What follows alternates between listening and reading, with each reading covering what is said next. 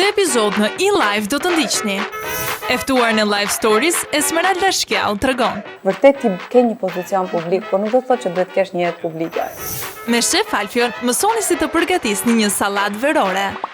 A jeni gati për verën? Zbuloni me Sarën këshilla beauty që do t'ju duhen për ditët e nxehta. Armando Duka, i ftuar në Men's Life. Shketina për mua është utopia, që të bësh 3 gjëra bashkë, ose 5 gjëra bashkë, është një gjë për mundur. Shkruaj se këshilloj aksione. Si të krijoni një look veror vetëm me të barta? Më ndiqni në 5 këshillat e mia.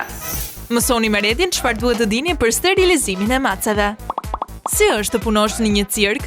Me Angel takoj një akrobate dhe zbulon një profesion plot ngjyra. Jeta në 1 minutë, Adrola Dushit.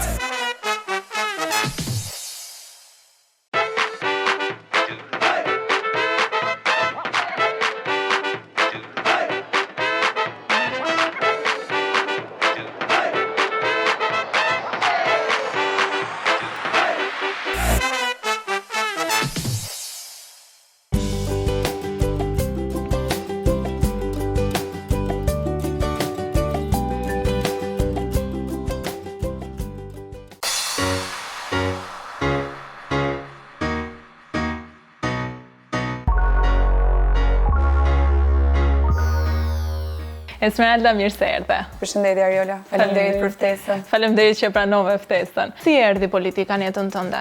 Në fakt, problemet sociale që Shqipëria ka pasur dhe ende ka, patjetër që të ftojnë të bësh pjesë e politikës, sepse duke marrë pjesë në politikë, ti merr pjesë në vendimarrje. Duke marrë pjesë në politikë, ti kontribon për shoqërinë. Duke marrë pjesë në politikë, ti ke një zë tënd i cili të përfaqëson, jo vetëm në Parlamentin e Shqipërisë, por qoftë edhe brenda një strukture partie, ku ti ke mundësi që zëri të dëgjohet nëpërmjet deputetëve, nëpërmjet ministrave, të cilët aderojnë brenda asaj partie. Ke një plan B se çfarë mund të bësh nëse vendos një ditë vetë që dalësh nga politika? Ariola, falë Zotit, unë ka pasur mundësi që jo vetëm të kem eksperiencën brenda strukturave të politikës ose strukturave të partisë, po kam pasur eksperiencë të tjera të cilat kanë qenë punë dhe profesion. Në fakt, unë kam studiuar menaxhim biznes, jam specializuar për menaxhim kulturor, dhe po vazhdoj të drejt ndërkombëtare tregtare të Universitetit New Yorkut. Akoma vazhdoj të jem studente dhe më pëlqen shumë dhe besoj se do të jem një studente e përjetshme, sepse besoj fort që çdo njeri ka nevojë për dijen, ka nevojë për eksperiencë, ka nevojë për të përditësuar me gjëra të cilat ndodhen gjatë gjithë ditës, sidomos tani që teknologjia është, domethënë, ecën me një hap të jashtëzakonshëm dhe shumë të shpejt. Kështu që ti duhet të përditësohesh, ti duhet të marrë sa më shumë njohuri, ti investosh për veten tënde. Dhe unë këtë e kam mësuar, në fakt prindit e mi ma kanë dhënë mundësinë që të kem sa më shumë hapësira për t'u edukuar. Që moshën 8 vjeç kam filluar kursin e gjuhës italiane, dhe nga gjuhët e mia të preferuara. Pastaj italisht, më anglisht, pastaj gjermanisht, kam bërë dhe pak greqisht, arabisht. Domethënë, këto kanë qenë pasione të cilat unë mundohesha që të materializoja kohën dhe duke bërë një agjendë time që e vogël. Kam qenë të kursi letrar i fëmijëve, të poeteshat e vogla të qytetit, madje kam të arkivat e këtë VSH-ja, kur recitoja poezitë e merrja pjesë në konkurset e Qendrës Kulturore të Fëmijëve. Dhe mendoj që ajo pjesë ka qenë shumë e bukur dhe e mendoj gjithmonë pjesën e formimit, pjesën e angazhimit, si investim që njeriu bën për veten e tij.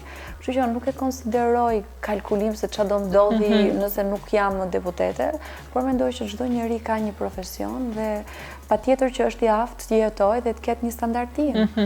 Në bazë dhe të investimit që ka bërë. Po mirë, politika detyrimisht dhe vetë ju ndoshta të kornizon pak, po themi. Ti ndjen në ndonjë moment, në kufizim që i ke vendosur vetes për hir të qenurit tani më një personazh publik? Politika dhe angazhimi në politikë është një funksion i cili sigurisht të jep atribute të jashtëzakonshme dhe një peshë të rëndësishme të punosh Parlamentin e Shqipërisë si deputete në moshën 32 vjeç, patjetër që është privilegj, por nga ana tjetër është një angazhim shumë i rëndësishëm dhe serioz. Dhe kjo nuk fillon me veshjen, me xhaketën serioze apo me qëndrimin, me attitudën, po kjo fillon që nga momenti që ti je përgjegjëse për disa çështje të cilat janë shumë të rëndësishme për qytetarët, duke qenë në shërbimin e tyre për të arritur që të jesh sa më pranë qytetarëve dhe duke marrë pjesë pse jo dhe në projekte të cilat ndikojnë në përditshmërinë e qytetarit, sepse unë besoj fort që politika, pa çka skepticizmit, pa çka mendimit që politikanët kalkulojnë, e ku e di unë mendime të tjera të cilat unë nuk dua as ti mendoj, sepse gjithmonë mendoj pozitivisht dhe besoj fort tek energjia e njerëzve, besoj fort tek energjia pozitive dhe besoj fort tek ëndra. Sepse ëndra është ajo e cila është ajo drita e cila jep jetë njerëzve, e cila jep optimizëm, e cila jep një energji që askush nuk mund ta ndaloj. Po ëndra vjen nëpërmjet punës, po puna vjen nëpërmjet angazhimit, pa çdo gjë është e lidhur. Kështu që besoj fort që të qenurit deputet e Parlamentit të Shqipërisë është një angazhim, është një funksion, është një detyrë shumë e rëndësishme. Po, shoqëria jote ta ndjeni çik mungesën tani që do me thënë del darkave ku di unë të kthesh një gotë, të kalosh. Ke shumë drejt Ariol, të gjithë miqtë që po më shohin. Ndjes publike. Ndjes. Nuk jam fort ajo shoqja që kam qenë më përpara, në flas në kohën kur angazhohesha, sepse të kesh edhe një misi, ti duhet të angazhohesh, ti duhet përkujdesesh për atë njeri duke i dhënë kohën tënde, sepse më besoj se koha është që më çmuar që njeri ka. Dhe mundohem që atë kohë të mbetur që e kam të lirë, mundohem që së pari ta konsumoj familjen time me mamin, babin, motrën, dhe pastaj mundohem që këto të shkoj të afërmit mi gjysheve, 2 gjyshe kam, kështu që pastaj vazhdo me farefisin dhe pastaj me shoqërinë. Dhe në plan të fundit e pas ke lënë. Po, e para njërë familja është e rëndësishme, është temeli i çdo njeriu, është shtëpia, është gjithçka. Të gjitha gjyshet kanë kontribuar që unë të rritesha, ato më kanë rritur, kështu që patjetër që është një detyrim moral, po edhe është gjaku im. Pastaj shoqëria është ajo e cila më kam përjetuar momente të cilat janë të paçmuara, janë të jashtëzakonisht të rëndësishme, siç edhe ti ke. Kështu që në momentin që angazhohesh, më kam mirë kuptimin e atyre dhe pa çka shakas që tham për ndjesën publike e meritoj, po prap mundohem që të azhurnohemi, të angazhohemi që nga të dyja palët, si nga ana e shoqërisë, edhe nga ana ime, të gjejmë një pikë të përbashkët ose një kohë të përbashkët. Shkëputemi për pak dhe rikthehemi sërish me Esmeralda Shkjau.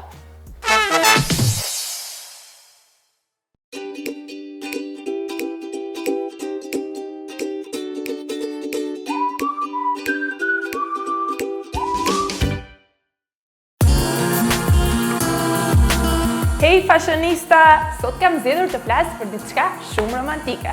E ku ka më romantike se sa ngjyra e bardhë. Prandaj, më ndiqni në 5 këshillat e mia.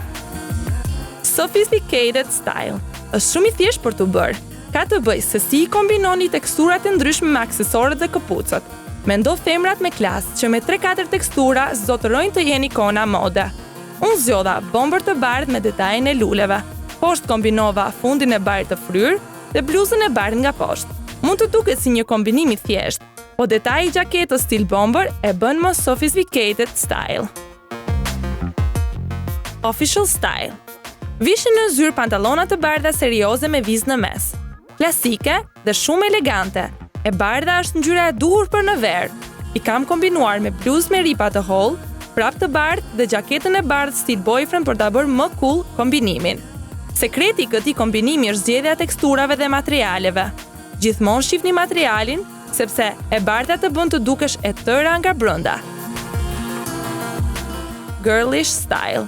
Mendoni fustanet e plazhit, fustanet e pambukut për në verë, të lëshuara, të gjerë, të shkurtër dhe fundet me pala korrenti të kombinuar me një bluzë të bardhë lartë.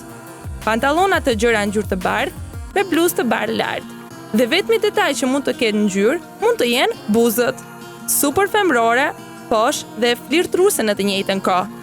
Unë zgjodha këtë fustanin e bardhë, i gjerë, i freskët dhe shumë feminist. Mund ta kombinoni edhe me sandale gladiator të sheshta. Casual style. Stili më i thjeshtë nga të gjithë. Ka të bëjë me zgjedhjen e këpucëve, duke filluar nga më me komfort, sandale të sheshta, atlete, gjysmë çizme për në verë, sandale gladiator. Të gjitha në të bardha. Pse jo? Çdo kush nga neve ka një palë gjinse të bardha në dollap. Kombinojni ato me bluzë të bardhë dhe gati, thjesht dhe bukur. Trendy hot style. Ky stil nuk është për të gjithë, sepse e dini pse kush do të duket si Kim K në orën 9 të mëngjesit, apo e kam gabim? Në të vërtet, harroni çfarë thash, sepse veshja e gjitha e bardhë e jep këtë impakt. Pa marrë parasysh se çfarë lloj stili përket veshja. Shumë tërheqëse. Zgjodha fustanin e bardhë që ka të hapur pjesën e shpinës mbrapa. Aksesorët e varseve e bëjnë edhe më trendy. Ky kombinim është më shumë për të dalë në darkë, në një takim dashurie ose në një takim me gocat. Mos hezitoni të provoni një veshje e tëra me të bardhë.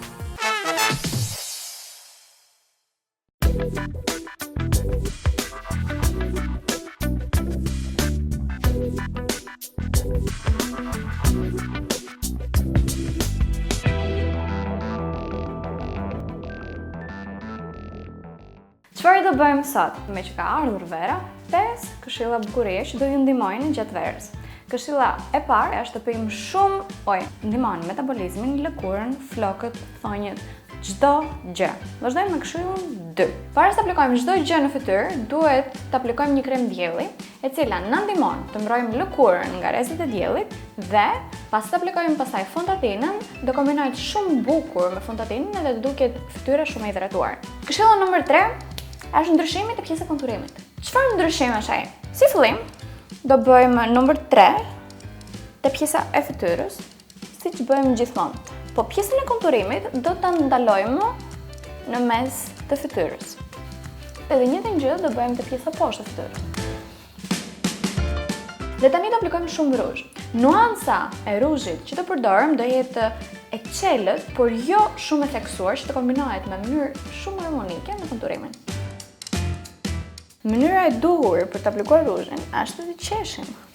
Të aplikojmë te mollzat dhe të sfumojmë mbrapa. Në këtë mënyrë nuk e ngarkojmë fytyrën, po theksojmë mollzat, që në rastin tim nuk i kam, edhe krijojmë iluzionin sikur ekzistojnë. Dhe të njëjtin gjë e tërheqim lart, si mund të shikoni edhe ju, pjesa e konturimit ka ndryshuar, është më natyral dhe duket sikur nuk jemi munduar shumë, dhe kjo është pikërisht çfarë duam në verë. Mos mundojmë shumë të pjesa e make-upit. Por nuk është kaq. Çfarë do bëjmë që të theksojmë atë në mënyrë shumë të bukur, është të shtojmë pak ndriçim. Ndriçimin do ta shtojmë poshtë syve dhe ta tërheqim lart. Dhe te pjesa e syve. Ndryshimi duket, kjo anë duket më e shëndetshme edhe shkëlqen. Këshilla nr. 4 vjen për pjesën e syve. Çfarë do bëjmë është thjesht I theksojmë pak ato me penel. Do krijojmë një vijë cat eye dhe do theksojmë pjesën lart me rimel, jo pjesën poshtë. Pse? Sepse në verë ndjersitëm dhe pjesa poshtë, po I luajve me rimel, bëhet shumë shpesh pis. Si fillim, do përdorim këtë gjë të vogël edhe shumë të mirë për të kthyer gjerpikit. Është kryesore sepse kur të kthejmë gjerpikit dhe do aplikojmë rimelin, do duket syri më I madh dhe më I fiksuar. Vazhdojmë me penelin. Do nisëm nga cepi brenda. Do e krijojmë penelin me vizime dhe jo një vizim të plotë. Në këtë mënyrë sigurojmë që të dalë siç do ne. Dhe pastaj kur shkojmë në fundi do e tërheqim lart dhe I bashkojmë të gjitha bashkë. Hapi fundit është aplikojmë rimelin. Dhe do theksojmë vetëm pjesën lart, po do theksojmë mirë. Besoj që mund të shikoni ndryshimin me pjesën tjetër. Kemi theksuar syrin me një mënyrë që edhe po të ndryshojmë nuk bëhemi pis kollaj. Këshilla e 5 është shumë interesante dhe unë vërtet e vlerësoj. Ndoshta ju duket pak e çuditshme, por për pjesën e buzëve nuk do përdorim laps për buzët, por do përdorim një laps për syt. Duke aplikuar një laps për syt te buzët, kombinojmë dy gjëra shumë të rëndësishme për pjesën e buzëve. E para është që është laps, që do të thënë që do rrim më shumë, dhe e dyta ka shkëlqim, edhe reflekton dritën e diellit dhe duken buzët më të bukura dhe më të freskëta. Ju rikujtoj edhe një herë, pjesa më e rëndësishme gjatë verës është hidratimi I trupit, sepse ndikon kudo. Pjesa e fytyrës, flokët, thonjtë, çdo gjë. Fokusohuni aty dhe do shikoni rezultate.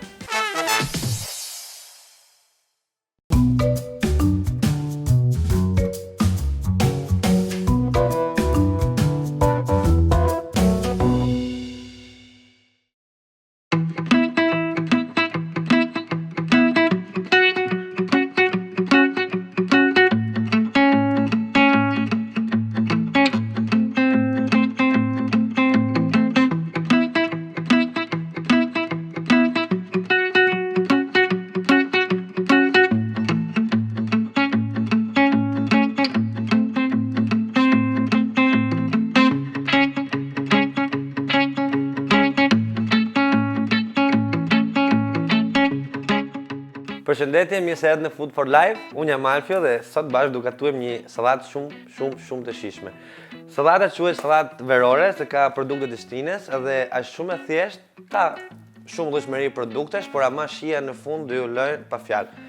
Për të vazhduar recetën tonë na duhet spinaku baby, kemi rucola, kemi bizelet e fresta që janë fantastike dhe do të përdorim kru do pa gatuar. Kemi pomodorini, fara kungullit e kemi pjekur në furrë përpara, tono, mozzarella, presh, kastravec, karota, kemi lule shtrydhe, kemi citrus të kuq, që ka shumë vitaminë C, kemi djath parmigiano edhe mjaltin për të bërë salsen që do hedhim fund fare në sallatën tonë. Gjitha produktet do jenë të lara shumë mirë. Në radhë parë marrim preshin edhe do e presim feta shumë të holla.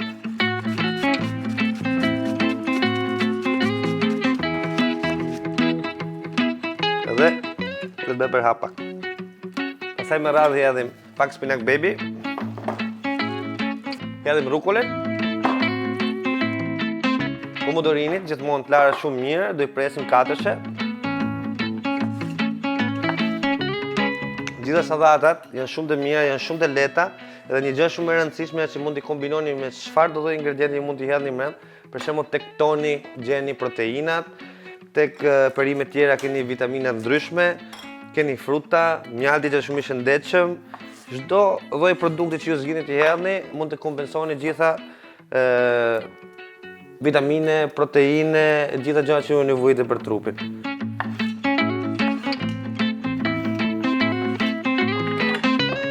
E prerë dhe pomodorini, pastaj në nevojite një qirus patatesh për vendosur karotat edhe kastravecin. Gjithmonë me qirus, feta.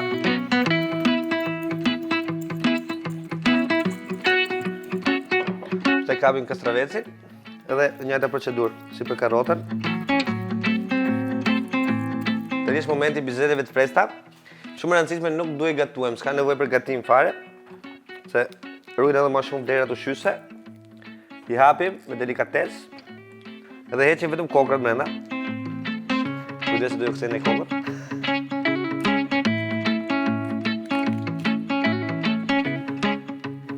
Një gjë shumë e rëndësishme edhe për organizmin ton, çdo ushqim sa më pak të zihet apo të piqet, është më i tretshëm për organizmin ton. Tani vendosim sa lule shtrydhe, ka nevojë për ato vitaminat edhe për ata aftësinë që ka lule shtrydhja, edhe si për pjesën e ëmbël që ka. Edhe lule shtrydhën e presim gjashe.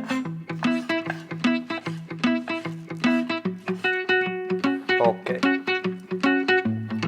Tani vendosim pak mozzarella kubike. Marrim një citrus të kuq dhe do i heqim lëkurën. Dhe është shumë e rëndësishme që të hidhet vetëm pjesa e frutit, shikoni, duken dhe gvizat e bardha.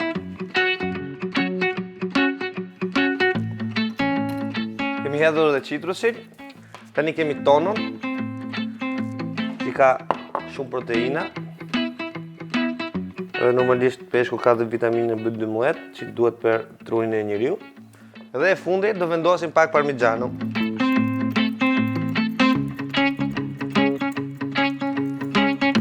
Këtu kemi gati bazën e sallatës. Kemi hedhur gjithë ingredientet tona. Akoma tani pa e përzier, do ju shpjegoj që të bëni salsen për të hedhur te sallata. Këtu kemi mjaltin që kishim parë te ingredientet. Edhe tani do ju shpjegoj diçka. Këtu kemi futur pajudhiri, kemi ufull modhe, mustard, krip edhe piper brenda. Tani do i vendosim një lugë mjalt, bollshme, edhe me një mikser do e ngrim gjithën e do krijohet një salcë fantastike.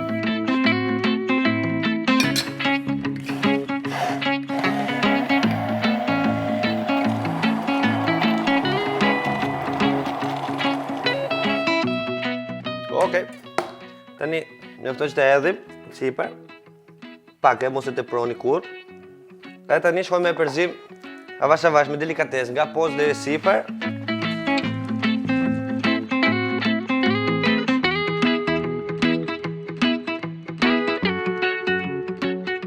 Mjafton vërtet shumë pak kohë edhe keni bërë një recetë fantastike, shumë e shijshme, që është mirë për çdo rast, nëse nuk keni kohë, edhe është shumë e mirë se shumë receta të tjera. Sa fantastike. Dhe bukur e kësaj sallate që ka brenda gjitha, me vitamina, me proteina, me çdo gjë ushqyese që ju duhet për trupin tuaj, që ta përballoni gjithë ditën, si në punë, si kudo që të jeni.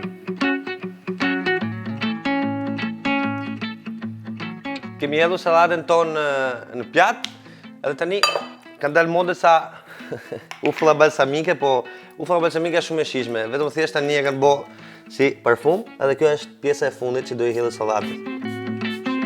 Edhe sallata juaj është e përkryer komplet fantastike, shumë e shijshme. Kjo ishte receta ime për sot. Ju falenderoj shumë që ishit me mua. Provojeni këtë sallatë që është fantastike. Ne shihemi sërish javën që vjen në Food for Life me receta fantastike, të thjeshta, të shijshme si gjithmonë. Për të përgatitur një sallatë verore ju duhen rukola, spinaq, pomodorini, karrot, kastravec, presh, mozzarella, peshk ton, lule shtrydhe, bizele, qitro e kuqe, parakungulli, parmigiano, mjalt.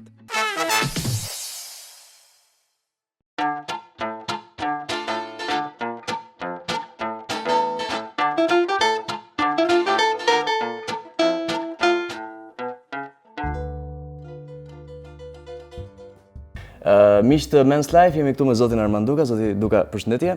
Përshëndetje, Dhe të zhvilojmë pak në lidhje me botën tuaj. Si ka lindur dashuria për futbollin? Këtu në Shqipëri është pyetje që është e kotë, sepse futbollin e dashurojnë gjithë. Unë të paktën në brezin tim është e vështirë të gjesh në një mashkull që nuk e dashuron futboll, kështu si gjithë meshkujt e tjerë. Edhe për mua është dashuria për pasioni lindur që në fëmini. Okej, rrënjët janë që në fëmini.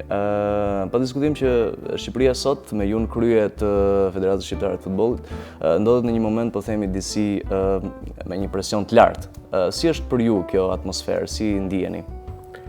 Shiko, të njëjtin gjë, do të thënë që mundohem, apo të njëjtin mesazh që mundohem që t'ia jap ekipit të njëjtin gjë ndjej dhe vet. Unë jam shumë i kënaqur që ne jemi në këtë kompeticion shumë të rëndësishëm, në këtë kompeticion që e kemi ndërruar shumë, tamam e kemi ndërruar dhe shpesh është konsideruar si një ëndër e parealizueshme apo utopike. Tashmë jemi në realitet dhe ekipi është në këtë realitet dhe dua ta jetoj me kënaqësi dhe çuna ta jetojnë me kënaqësi pas një lloj presioni. Presioni vetëm është që ne të bëjmë gjithçka mirë nga pikpamja organizative, të përfaqësojmë dënësisht vendin tonë nëpërmjet futbollit. Qartë. Zoti Duka, cila mendoni që është një nga strategjitë për të përmirësuar, po themi, të ardhmen e futbollit shqiptar? Shiko, si çdo fushë tjetër jetës dhe futbolli është një gjë që ka qenë zhvillim dhe do jetë zhvillim. Besoj dhe uroj që progresi të jetë i dukshëm dhe në periudhën e mëpasme siç ka ndodhur në 100 vjetë deri sot që futbolli është zhvilluar dhe ka arritur në nivele shumë të larta. Pastaj në një vend si yni për të pas një të ardhme akoma më të mirë, një perspektivë më të mirë të lojës. Janë shumë gjëra që duhet të bëhen akoma më mirë. Nëse do ta ndajmë periudhën, sepse ne kemi kaluar një periudhë tranzicioni apo si këtë pas viteve 90, pas ndryshimit të sistemit. Nëse do ta ndajmë në dy dekadat, në vitet 90 dhe vitet 2000, në vitet 90, ne vetëm kemi shkatruar dhe kemi prish nga gjitha pikpamjet. Infrastrukturën sportive, mënyrën e edukimit sportiv, ndofta dhe edukimin përgjithësi të brezit të asaj kohe. Kemi filluar të ndërtojmë diçka, po duhet ndërtojmë akoma më shumë. Duhet të përmirësojmë infrastrukturën, të kemi fusha sportive akoma më shumë. Jo akoma më shumë, po shumë herë më shumë, sepse që të kesh, si thash, gjithë meshkujt, tashmë dhe femrat, gjithë fëmijët në Shqipëri duhen ndryjë futboll dhe infrastruktura e domosdoshme duhet të jetë minimumi si inventar 20 herë më lartë, si kualitet, ndofta ajo që është nuk është e keqe, ka nevojë për përmirësim. Duke qenë se zoti Duka është, po themi, mandati i 4 në cilën ju jeni në drejtim të Federatës Shqiptare të Futbollit, cili ka qenë një moment i keq, po themi, problematik, në cilin ju keni dashur të përballeni dhe jeni detyruar të përballeni, po themi?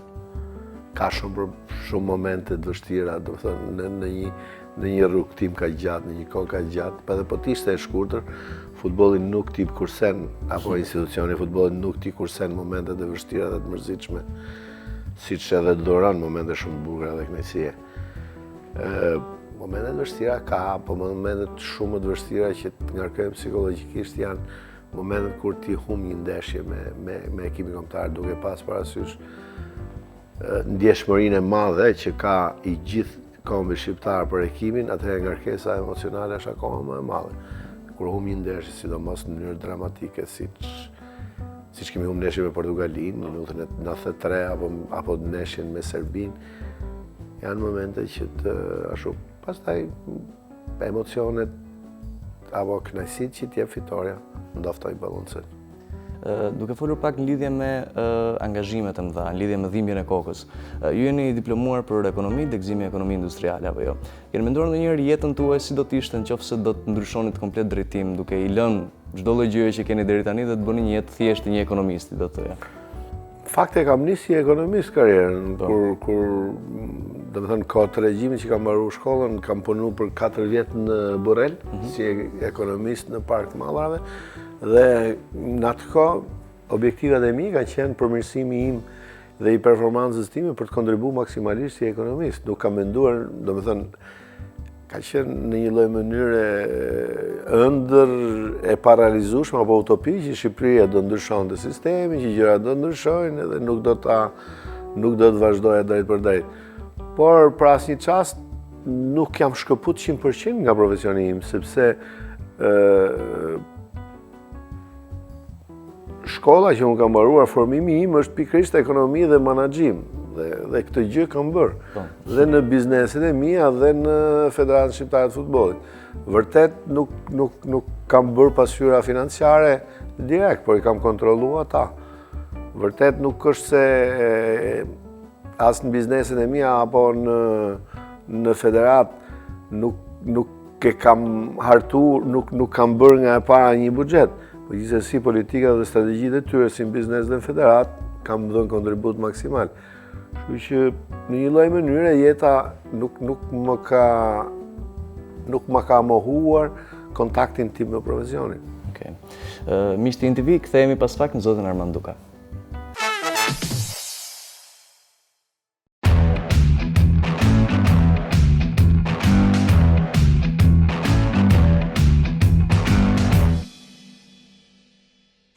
Sot në Life is Better with Friends kemi një temë shumë veterinare.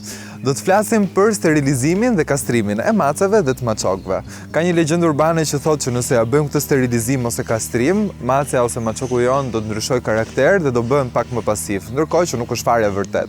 Por për të ditur më shumë rreth sterilizimit dhe kastrimit, kemi vajtur të pyesim doktoreshën Bruna Mazarin.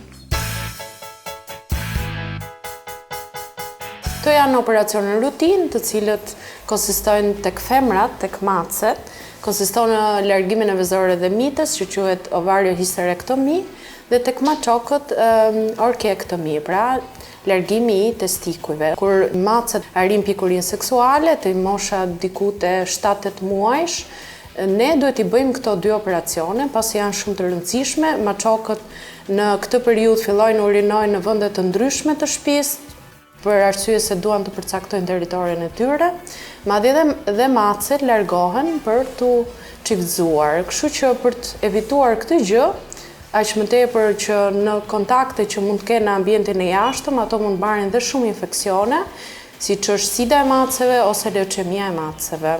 Kështu që për të evituar këto ne duhet t'i sterilizojmë. Gjithashtu, mbas kryes së tyre operacioneve, është shumë i rëndësishëm të ushqyerit, pra ne duhet jemi shumë të kujdesshëm.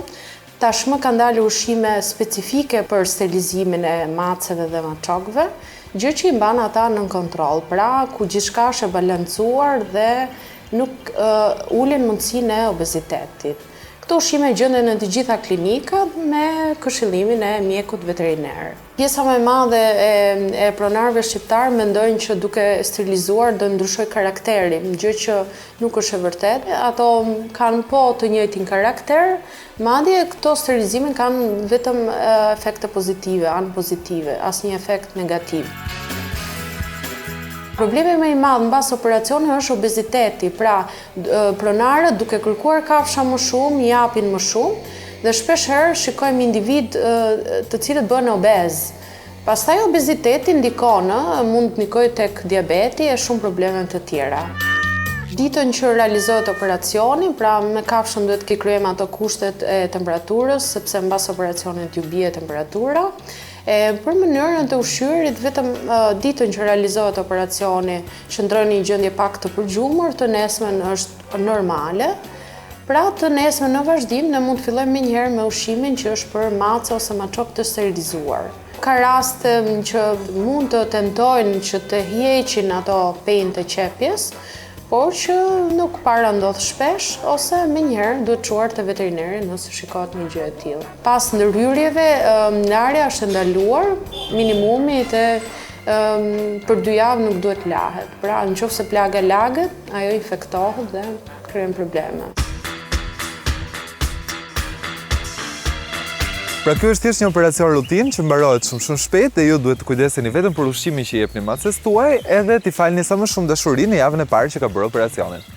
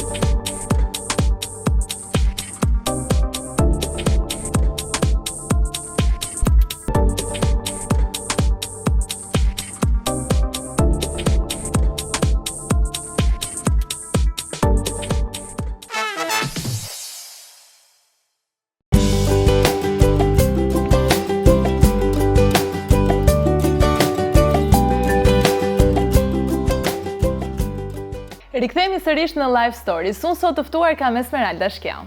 Çfarë vjen re sot në realitetin shqiptar është ndoshta fenomeni në thojza politikan celebritet, që do thotë se disa nga politikanët kanë një marrëdhënie goxha të mirë me mediat. A është kjo ndoshta një mënyrë më e mirë për të qenë sa më pranë njerëzve për të ndarë nga jetët e tyre edhe personale? Në fakt, të them të drejtën për median kam shumë respekt dhe gjithmonë kam raporte të mira, pa çka se ndonjëherë edhe ata e baltosin me mua, por që është okay, është pjesë e profesionit tyre, por jo të gjithëve, sepse ka disa që kanë etik. Ka disa që kanë etik dhe profesionalizëm të lartë, ka disa të cilët patjetër që duan që numri i klikimeve të rritet.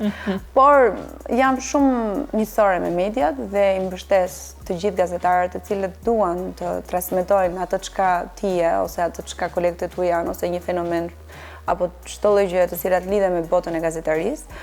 Por nuk e konsideroj veten celebritet, por kam kuptuar kohët e fundit, pas 3 viteve, që media është e rëndësishme për të pasqyruar aktivitetin tënd. Dhe jo vetëm për ta transmetuar dhe për punën që bën ti, por për të përfshirë njerëz të tjerë në kauzat që ti ngre.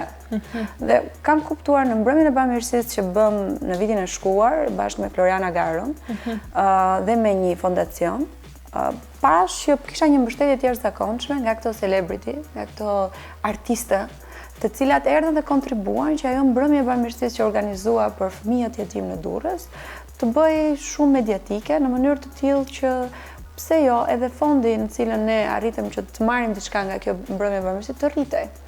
Dhe jam i sigurt që vitin tjetër kur të bëhet mbrëmja e bamirësisë, do ketë akoma më shumë fonde, akoma më shumë kontribut. Dhe kjo bëhet nëpërmjet medias. Dhe këtë gjë unë tani e kam kuptuar. A të ka ndihmuar ndonjë çik bukuria të realizosh më shumë në projektet e tua? Ka qenë një anë pozitive kjo, apo ndonjëherë ndoshta edhe disavantazh? Jo, të them të drejtën, nuk e shoh si pjesë shumë të rëndësishme, thelbësore, të rëndësishme të jetës time. Unë besoj që femra në çfarë do lloj moshe, në çfarë do lloj forme është e bukur. Çdo femër ka bukurinë e saj. Aq më tepër kur ti përfaqëson qytetarë. Do mendoj që të gjitha koleget e mia deputete janë zonja të nderuara, zonja shumë të kuruara, zonja shumë të bukura sepse përfaqësojnë qytetarët e Shqipërisë.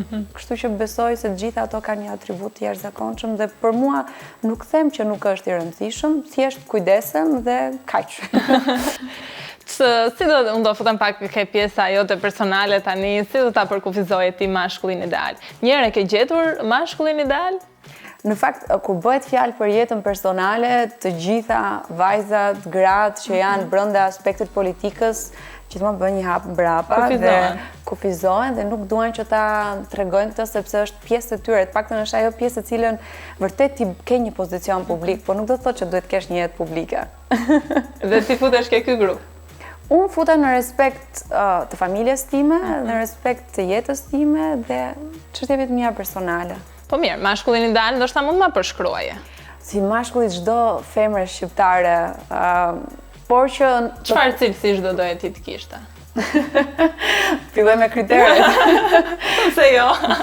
Mbi gjitha mendoj që afinicioni karakterial është shumë i rëndësishëm. Esmeralda, shumë faleminderit që ishe me mua. Ariola, të përgëzoj për emisioni dhe përgëzoj dhe televizionin NIN, i cili është një program, është një televizion është një televizion i cili është i themeluar nga të rinjt, drejtohet nga të rinjt dhe është një nga televizionet më të shikuara dhe sa herë që dëgjoj ftesë nga INTV jam e gatshme të vi sepse realisht kënaqem. Shumë faleminderit që ishe me mua. Faleminderit ty.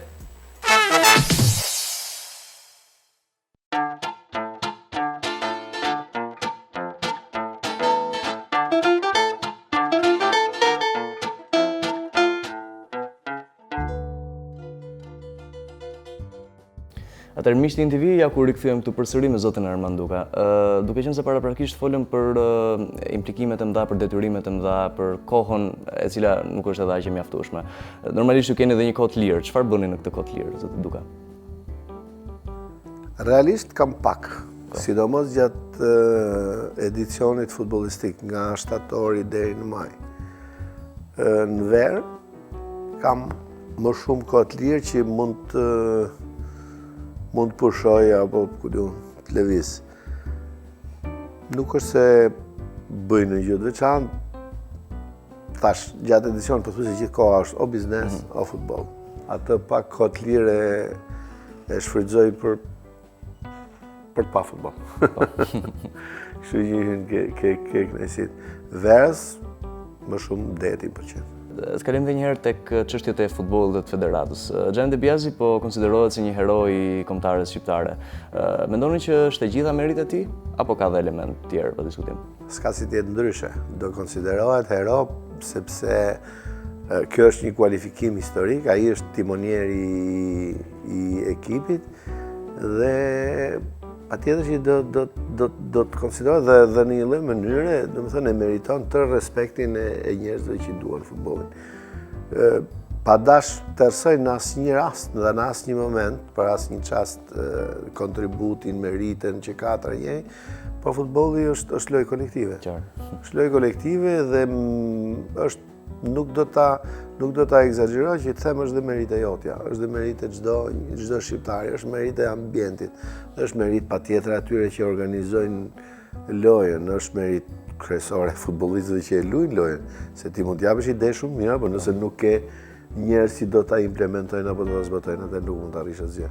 Kështu që është për aq sa i takon merita trajnerit, por është të gjithëve. Duke qenë se po diskutojmë për drejtuar një institucion siç është Federata Shqiptare e Futbollit, duhet të jesh edhe i apasionuar për diskutim, nuk është se duhet të jetë diçka e jashtme. Ju vet aplikoni ndo pak futboll apo ndonjë lloj sporti? Ka kohë që domethënë për të luajtur futboll nuk luaj, ka rreth një 5 vjet. Deri pas para 5 vitesh kemi luajtur calcetto. Zakonisht, po tani jo, madje futbolli në këtë moshë, sidomos calcetto. është i dëmshëm se duke pas parasysh vetë aritmi që ka loja është e dëmshëm, në këtë moshë është mirë vetëm të hecish, po unë edhe këtë e bëj pak. Në qartë. Tani një pyetje disi humoristike, për sa i përket tifozërisë. Keni vendosur ndonjëherë skedin jetën tuaj? Jo, skedin nuk para më pëlqen, se nuk i marrë këto lloj rrisjesh. Nuk para më pëlqen. Shoh futboll shumë, po skedina skedina për mua është utopia, që të bësh 3 gjëra bashkë, ose 5 gjëra bashkë, është një gjë e pamundur. Kështu isja këshilloj Asionit. Ja, është edhe një lloj aktiviteti, ka një lloj adrenaline kur fiton ose kur humb. Qartë. Edhe një pyetje e fundit zoti Duka, keni menduar ndonjëherë që të gjithë kreativitetin tuaj në biznes, në futboll, t'ia dedikoni edhe një biznesi kreativ siç mund të ishte po themi një televizion? Kam tentuar, kam provuar bëj televizion, kam qenë i dështuar, nuk kam ditë ta bëj.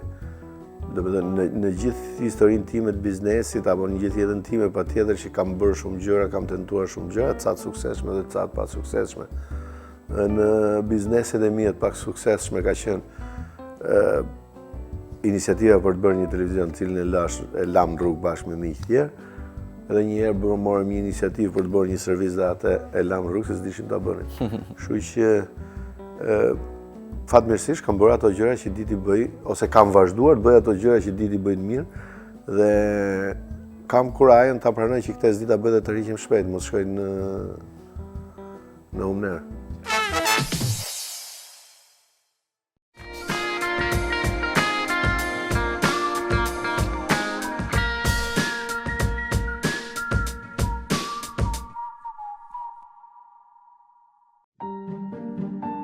Hello people in life, jemi këtu në cirkun e Tiranës dhe unë përfiton nga rasti që nuk është bleta shitja aty pa bilet, sepse ndërkohë do bëjmë një intervistë Eugenës, e cila është një akrobate profesioniste prej shumë vitesh në cirkun e Tiranës, ndërkohë që as tër vitet ne shkojmë të mësojmë më shumë mbi këtë profesion.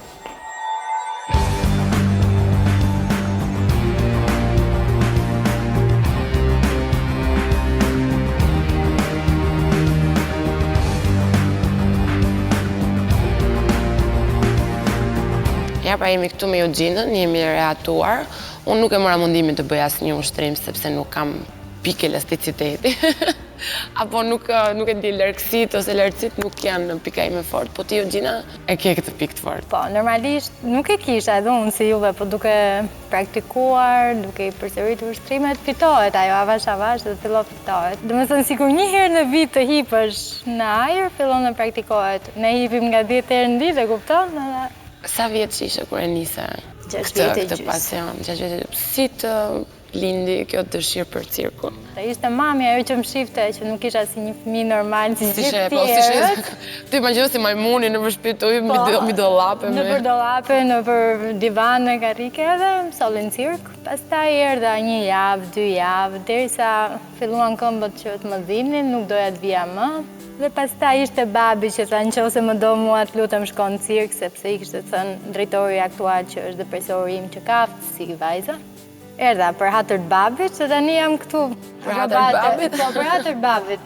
Një herë për mami, një herë për babin, derisa më bë profesion edhe u bërë artiste profesioniste. Dhe për çfarë studion? Ka diçka që mund të jetë paralele me cirkun? Faktikisht unë vazhdoj sportet, jam në vit 4. Këtë gjeta shkollën më të përafërt me punën time, sepse normalisht ne nuk kemi një shkollë cirkut mirë fillt.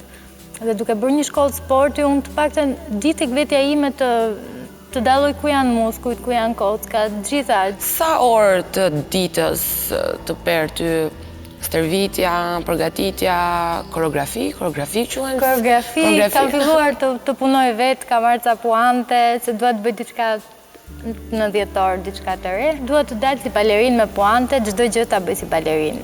Ndoshta do më duhet pak më shumë kohë se numrat e tjerë, sepse ato puantët të vrasin, nuk është profili im, është gjë e re. Po shikon tani nga baleti pak. Po shikoj sepse cirku, baleti po thoj se janë të lidhura, nuk bëjnë dot pa njëra tjetrën. Por cirku është pak më i vështirë në kuptimin që dolurim, gjitha bashkë. Sa mund të ushtrimet e ekuilibrit, kam përshtypje. Të gjitha, nuk mund t'i ndash shtatë profilet të cirku, nuk mund t'i ndash kush është më e lehtë, kush është më e vështirë. Ky si profesion do një dietë specifike që t'jesh gjithkohës në formë, se po t'ishe shëndosh për shkakun nuk hypje dot. Më thënë drejtën nuk mbaj asnjë lloj diete. Ose na thonë që ti ha çfarë del përpara. Po, unë e çfarë. Okej, kjo nuk është e drejtë. Domethënë maksimumi që mund të shtoj, nëse haj rregullisht që duhet të haj, është vetëm 1 kilogram. A të lë cirku ty hapësirë për pjesë tjetër argëtimit të jetës, apo je non-stop e fokusuar këto? Nuk do di si është pjesa tjetër e jetës për vetë cirku. Kur isha e vogël nuk kam prekur kur kuklla me dorë, asnjëherë, nuk kam lozë asnjëherë sepse isha para ditën në shkollë mbasi të vija në servitje. Pas atit muajnë që mu më dhinë në këmbët, mu kësym pasionet dhe doja çdo ditë vija në servitje, edhe kur e kisha pushim verë, i merja ca vegla me vete dhe bëja pushtrime në shtëpi. Ndërsa tani normalisht të leko, se kur do ta bësh një gjë të del koha, e gjen kohën. Për të vërtetës më ndodh shumë rrallë që në rreth tonë shoqëror kemi një person që punon në cirk. Si është kjo lidhje me shoqërinë? Domethënë si reagojnë ata ndaj këtij fakti? Të plotësojmë diçka. Në gjithë Shqipërinë jemi 26 artistë profesionistë të cirkut. Por mund të them që edhe në Ballkan jemi vetëm cirk. Si është tani kush kam kontakt për herë të parë punon në cirk, wow, interesante, domethënë i duket e çuditshme. Po shumë e çuditshme është. Shumë njerëz thonë, akoma ekziston cirku se nuk kanë informacion, dhe kjo është shumë e vërtetë që i mungon informacioni. Edhe kanë ato impakt në parë, wow, seriozisht hipon atje lart, ideja direkte është Hecën të i glitari... Që kam parë në për filma. Po, në për filmat e vjetër, Charlie Chaplin, kështu gjërash. Nuk e di, ndoshta nga që unë e kam përditshme dhe njerëzit që unë rri gjatë gjithë kohës e din që punojnë në cirk dhe nuk më krijon në një gjë kështu. Po të tipit kur duhet kapin në një gjë, thonë shko ti Eugina se... Po, për të shrive gjithmonë, për shkakun. Dhe prej sa vjetësh është historiku i cirkut tonë? Cirku ka më shumë se 55 vite, që ka në cirk premierën e parë që ka qenë Shkopi Magjik. Dhe që atëherë vazhdojnë aktivitetet. Një pjesë është, një pjesë nuk jeton më. Veteranë vinë, diku ndihmojnë, diku s'ndihmojnë. Në fakt unë pash emrat e karrigeve dhe mendova që janë karriget personalizuar, ata personat vinë kanë karriget e tyre me emër. Ato janë artistët më të vjetër, edhe si thuash patriotët që nisën këtë profesion, janë artistë merituar, themeluesit e cirkut. Si është marrëdhënia jote me pjesëtarët e tjerë të cirkut? Ju jeni bëni gjithë si një grup bashkë apo secili ka atë performancën e vet edhe një orë ne stërvitim të gjithë bashkë. Marrëdhënia është shumë e mirë. Pas një ore ndajmë në profile, dikush tek vertikalet e zhonglerët. Marrëdhënia është shumë familjare. Cirku jashtë shtetit ose ato që shohim ndonjëherë në televizion, janë të dimensioneve shumë të mëdha. A është kjo ndonjëherë në atë ëndrat e tua apo në të dëshirat e tua që ti jesh pjesë e një cirku aq të madh? Nuk po them cirku i Soleilit, nuk e di. De Soleil. Nuk po them atë, po nuk e di, diçka që të jetë shumë e madhe apo më madhështore se cirku modest i Tiranës. E kam menduar shumë herë këtë pjesën. Ka diçka që më tërheq rreth Shqipërisë, nuk e di, ndoshta familja, njerëzit që dua janë këtu. Ka pas raste që kemi përjetuar edhe skenat të cirqeve jashtë, edhe është tjetër emocion, e kupton? Okej, të vlerësoj më shumë për atë çka bën, po këtu ndjesh ke më shumë dashuri rreth e përqark. Dhe kur shikon performancat e atyre, domethënë jashtë, ka ndonjë dallim të madh me performancat tona? Absolutisht që ka dallim, sepse vetëm ideja që është një çadër tjetër super më e madhe, ke të tjera kushte, të tjera skenografi, ndriçimi, çdo gjë. Por përpiqemi të arrijmë edhe në botën, ndoshta jo me çadrën që është bë vite që është e vendosur këtu, po me performancat.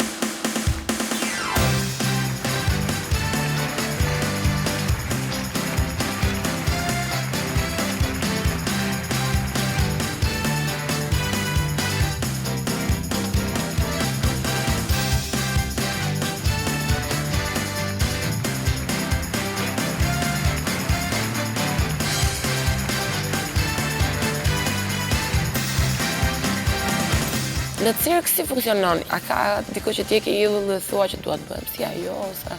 Ka artistë elitar në gjithë botën normal që ka. Një emër nuk është se e kam, mjafton që shoh 2 elemente tek një artist, 2 elemente të artistit tjetër.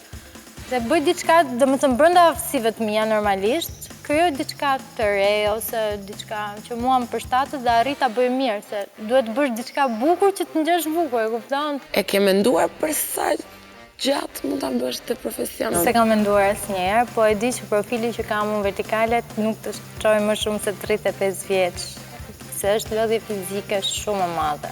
Nëse nuk do ishe Eugenia e cirkut, qa mund t'ishe tjetër? Nuk e di, se kam mendu kur. Pra cirku është jeta jote, definitivisht jetë dashura mbas. Po. Eugenia, shumë faleminderit që na pritet sot në shtëpinë tënde, mund ta quaj dhe që ishe pjesë e People in Life. Faleminderit, jeni të më pritur edhe juve. Shihemi.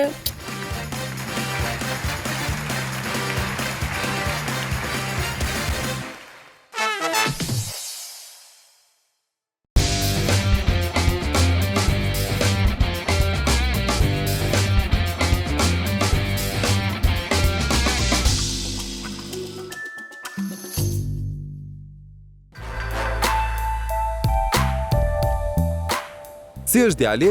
Shumë mirë, Çfarë mendon se do bëhet kur të rritet? futbollist, Sa kohë të desh ta ktheje prap trupin në formë?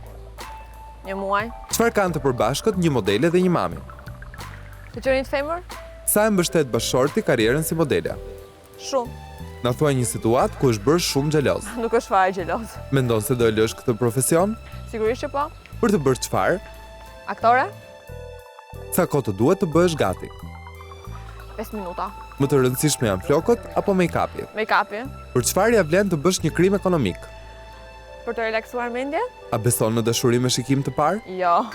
Për ty si ka qenë? 3, 4, Vere bardhë apo e kuqe? e kuqe. Ëmbëlsira që nuk mund t'i thuash dot jo. Cheesecake?